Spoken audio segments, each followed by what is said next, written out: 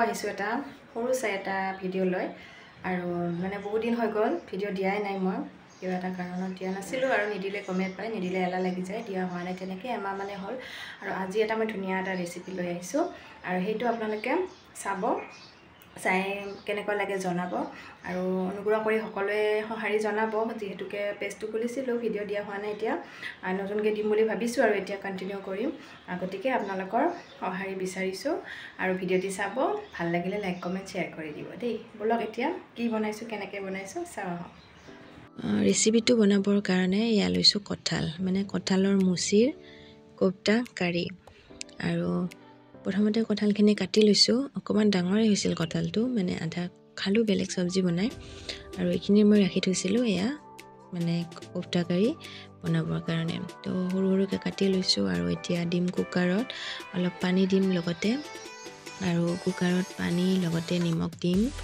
আৰু নিমখ চিমখ দি তাৰপিছত ভালদৰে সিজিবলৈ দিম নিজৰ ইচ্ছামতে যিমান পাৰে হুইচেল মাৰি থাকিব কাৰণ এইখিনি বস্তু ভালদৰে পিটিকিব লাগিব কেইবাটাও হুইচেল মাৰাৰ পিছত সেইখিনি অকণমান হুইচেলটো ওলাবৰ কাৰণে সময় দিছোঁ আৰু লতাৰ সেইখিনি সময়তে এতিয়া বনাম গ্ৰেভিৰ কাৰণে বস্তুখিনি এতিয়া দিছোঁ মিক্সিত দিছোঁ দুটা বিলাহী কাটি দিছোঁ আৰু আদা নহৰু দিছোঁ মানে হিচাপমতে দিব দুটা জলকীয়াও দিছোঁ জলকীয়াকেইটা অকণমান শুকান টাইপৰ হৈছে লগতে পিঁয়াজ দিছোঁ আৰু কোনে কিমানখিনি পৰিমাণৰ বনাই সেই অনুপাতে যোগাৰখিনি দিলে হ'ল আৰু মই যিখিনি লৈছিলোঁ ডাঙৰ বাটি এটাৰে এবাটি লৈছিলোঁ আৰু কাৰণ কোপ্তা কাৰী বনালে বহুত বেছি কঁঠাল দিব নালাগে কাৰণ বহুত বেছি হৈ যায় গতিকে সেইটো অনুমান কৰি লৈ ল'ব তাৰপিছত এইখিনি সিজোৱা কঁঠালখিনি তেতিয়া হালধি তাৰপিছত নিমখটোতো দিয়াই গৈছে আগতে জিৰা গুড়ি ধনিয়া গুড়ি চিকেন মছলা গুড়ি এইখিনি সকলোখিনি দি এতিয়া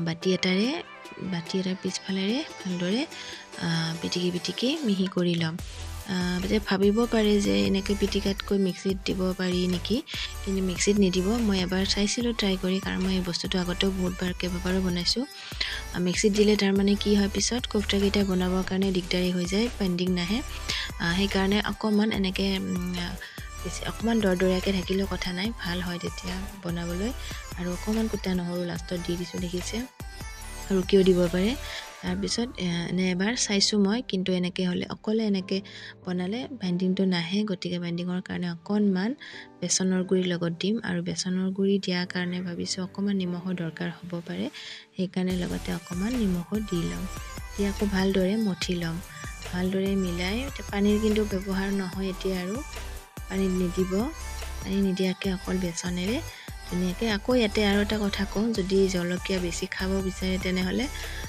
জলকীয়া কুটি দিব পাৰে বা পিঁয়াজ চিয়াজে অকণমান আৰু বেছিকৈ কুটি দিব পাৰে কিন্তু নিদিলেও কথা নাই অপশ্যনেল হয় গতিকে মই দিয়া নাই আজি তাৰপিছত এতিয়া চাওক সেনেকৈ সৰু সৰুকৈ লাডুকেইটা বনাই ল'ম একেবাৰে ইজি হয় খালি অকণমান সময় লাগে আৰু বেছিকৈ যদি যিটো চিম্পল তৰকাৰী খাওঁ সেইটো খালেও বহুত টেষ্টিয়ে লাগে কিন্তু এনেকৈও বনাই খালে চাব এবাৰ আপোনালোকে টেষ্টিটো অকণমান বেলেগ হয় টেষ্টটো আৰু ঘৰলৈ আলহী আহিলে বা নিৰামিষ দিনাখন অকণমান যদি বেছি কিবাকৈ ধুনীয়াকৈ এটা বনাই খাব বিচাৰে তেনেহ'লে এই ৰেচিপিটো বনাই খাব পাৰে তাৰপিছত এটা কেৰাহী অলৰেডি মই ভাজি বনোৱা কেৰাহী এইটো সেইকাৰণে অকণমান হালধীয়া হৈ আছে তাতে তেল দি মই এতিয়া গোটেই লাডুকেইটা দি দিছোঁ ভাবিলোঁ দুবাৰত ভাজিম তাৰপিছত ভাবিলোঁ হাতত টাইম একদম কম আছে গতিকে এবাৰতে দি দিলোঁ আৰু গোটেইখিনি লাডুৱে এবাৰতে দি দিলোঁ তাৰপিছত দিয়াৰ অলপ পিছতে মই কেৰাহীটো লৰাইহে চাম কিন্তু খন্তি দি ডাইৰেক্ট নালাৰিব কাৰণ দিয়াৰ লগে লগে বস্তুকেইটা ইমান টাইট নহয় যেতিয়া দেখিব যে অলপমান ভাজা হৈছে আধা ভাজা হোৱাৰ পিছত অকণমান টান হ'ব তেতিয়া আপোনালোকে খন্তি বা এটা যি ইউজ কৰে তেতিয়া এইটোৰে ইউজ কৰি ধুনীয়াকৈ ইফাল সিফাল কৰি যেনেকৈ মাছ ভাজো সকলোৱে জানে ভাজা পদ্ধতি ধুনীয়াকৈ নাভঙাকৈ ভাজি ল'ব আৰু এয়া দেখিছে আধা ভাজা হৈয়ে গৈছে আৰু মই অকণমান সাৱধানে লৰাইছোঁ ভাঙিব বুলি কিন্তু এটা কোফ্তাও ভাঙা নাছিলে মোৰ আৰু বহুত ধুনীয়াকৈ কোফ্তাকেইটা ৰেডি হৈছিলে চাব যাতে নাভাঙে সেনেকৈ সকলোৱে ভাজি ল'ব এইখিনি এয়া চাওক লাষ্টত ভাজা হোৱাৰ পিছত কি ধুনীয়া হৈছে মানে অকণমান কাৰাকৈ ভাজি ল'লে ভাল হয় যিহেতু ইয়াত কঁঠাল আছে নহয় আৰু বইল কৰি লোৱা হৈছে, অকণমান কাঢ়াকৈ ভাজি ল'লেহে তাৰ কেঁচা টাইপ বা বইল কৰা ভাৱটো নোহোৱা হৈ যাব। এয়া চাওক কি ধুনীয়াকৈ ভাজা হৈ গৈছে। আৰু এতিয়া মই কাঁহীখন লৰাই দিয়াৰ পিছতো এটাও ভাঙা নাই। আৰু সেই কেৰাহীটোতে পুনৰবাৰ অকণমান তেল দি গোটা গৰম মছলা দি দিছোঁ। লগতে এতিয়া গোটা গৰম মছলা দিয়াৰ পিছত কাটি থোৱা পিঁয়াজ অকণমান দি দিম। আৰু পিঁয়াজ অকণমান সৰহকৈও ইউজ কৰিব পাৰে, মই কিন্তু একদম হিচাপতে কৰিছোঁ। তাৰপিছত তাতে হালধি আৰু অকণমান নিমখ দিছোঁ গ্ৰেভিখিনি জোখাৰে। তাৰপিছত জিৰা ধনিয়া পাউডাৰ এইবোৰ, চিকেন মছলা মিট মছলা এইবোৰ গোটেইখিনি দিব। দি তাৰপিছত এতিয়া ইয়াতে গ্ৰেভিটো ঢালি দিব। আৰু গ্ৰেভিটো বনাওঁতে এটা বস্তু চাব, মই ডাইৰেক্টলি কেঁচাই বিলাহীখিনি দি দিছোঁ। এনেকৈ বনালেও হয়, কিন্তু এনেকৈ বনালে এতিয়া ধুনীয়াকৈ অকণমান ভাজিব লাগিব যাতে কেঁচা গোন্ধটো নাইকিয়া হয়। আৰু এটা পদ্ধতিত বনাব পাৰে, বিলাহীখিনি আগতীয়াকৈ বইল কৰি লৈও গ্ৰেভিখিনি বনাব পাৰে। কিন্তু মোৰ হাতত সময় কম থকাৰ কাৰণে মই এইদৰে বনাইছোঁ। কিন্তু একো দিগদাৰী নাই, এনেকৈ বনালেও হৈ যায়। কিন্তু ভাজোঁতে ভালদৰে ভাজিব। আৰু ভাজি হোৱাৰ পিছত যেতিয়া তেলটো এৰিছিলে তেতিয়া পানী দি দিলোঁ অকণমান। পানী দিয়াৰ পিছত এতিয়া গোটেই কোফটাখিনি ঢালি দিম। আৰু সেইটো হিচাপমতে দিব, গ্ৰেভিটো কিমান হিচাপত ৰাখিব আপোনালোকে সেইটো নিজে নিজে সকলোৱে জানে। মই জাষ্ট বনোৱা পদ্ধতিটো অকণমান দেখাই দিলোঁ, কাৰণ ময়ো আগতে জনা নাছিলোঁ যে এনেকৈও যে খাব পাৰি। যেতিয়াৰ পৰা শিকিলোঁ এতিয়া ভাল লাগে এনেকৈ বনাই খাই। আৰু এটা সাধাৰণ যেনেকৈ চব্জিখন বনাই খাওঁ তাতকৈ অকণমান বেলেগ হয়, গতিকে দেখিবলৈও বহুত বেছি ভাল লগা হয়। সেইকাৰণে এইটো পদ্ধতিটো ইউজ কৰি চাব পাৰে আপোনালোকে যোনে যোনে বনাই খোৱা নাই।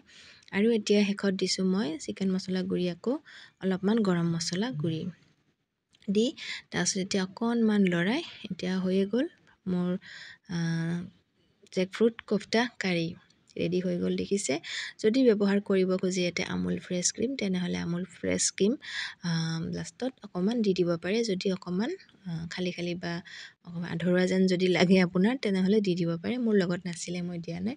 আৰু এইটো অপশ্যনেল হয় ট'টেলি। এয়া চাওক মোৰ হৈ গ'ল কোফটা কাৰী।